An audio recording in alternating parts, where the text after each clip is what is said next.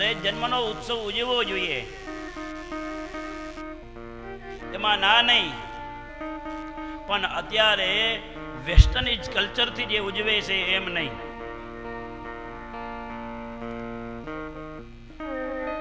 અરે જન્મનો ઉત્સવ હોય તો માણસો નાચે કૂદે બરાબર, ભગવાનની પણ ભક્તિમાં.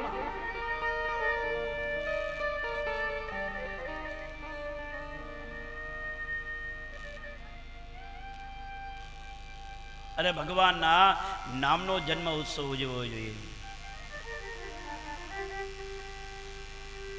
પણ અત્યારે દુર્દશા બહુ છે.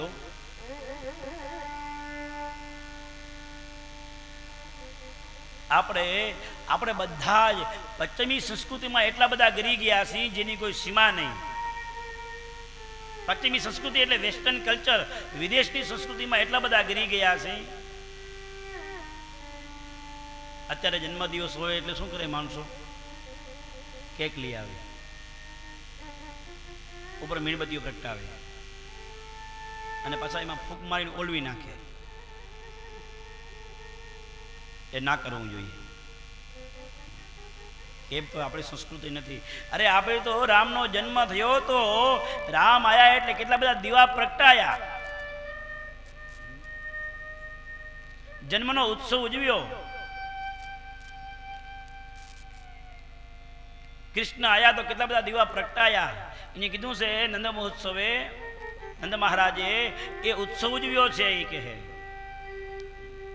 અને બધાને દાન આપ્યું છે એ કહે. ગાયનું દાન કર્યું છે, તલનું દાન કર્યું છે, અનાજનું દાન કર્યું, અને બધાને ખવડાયું છે. બધાને ખવડાયું, જે આયા એને ખવડાયું છે.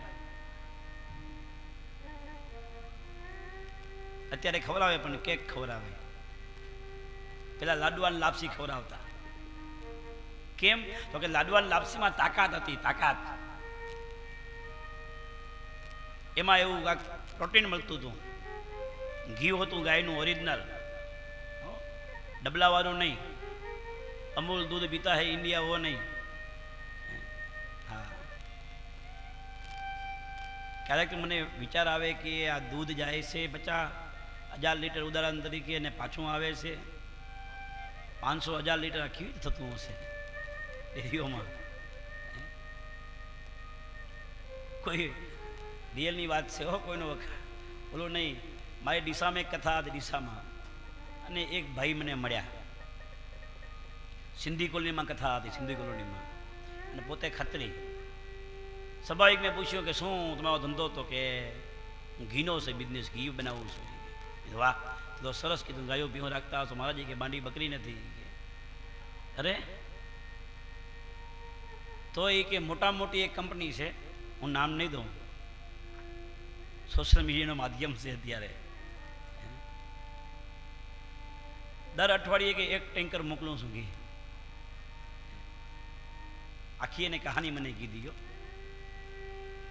પણ ગાયનું ઘી ઓરિજિનલ, એ લાડવાન લાપસી ખવડાવતા, પણ અત્યારે કેક ખવડાવે. ખબર નહીં કેકમાં કદાચ ને કાંઈ એવું પ્રોટીન હોતું હશે. અમે તો ખાતા નથી એટલે ખબર નથી, તાકાતવાળું. પણ ખવડાવો ત્યાં સુધી વાંધો નહીં, પણ ઓલી મીણબત્તી પ્રગટાવીને ઓલવી જોઈએ નહીં. કેમ કે દીવો છે, એ દીપ છે, અગ્નિ છે. અને આપણા શરીરમાં એક દીવો પ્રગટી રહ્યો છે, જ્યોત પ્રગટી રહી છે, અને એ જ્યોત ઓલવાઈ જાય તો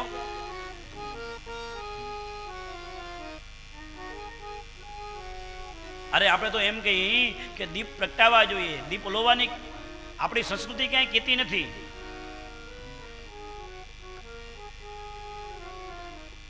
ज्योत से शोध जगाते चलो, प्रेम की गंगा बहाते चलो, वो देश है.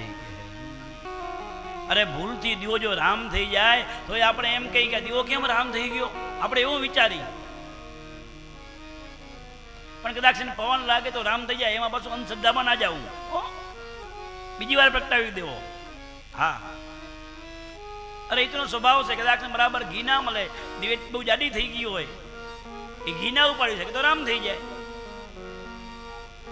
પણ તમે ફૂંક મારીને ઓળવી નાખો તો દીવો ચાલતો હોય અખંડની આરતીનો, અને કોઈ ફૂંક મારીને ઓળવે તો. એટલે જન્મ દિવસમાં એ મીણબત્તી ના પ્રગટાવી જોઈએ.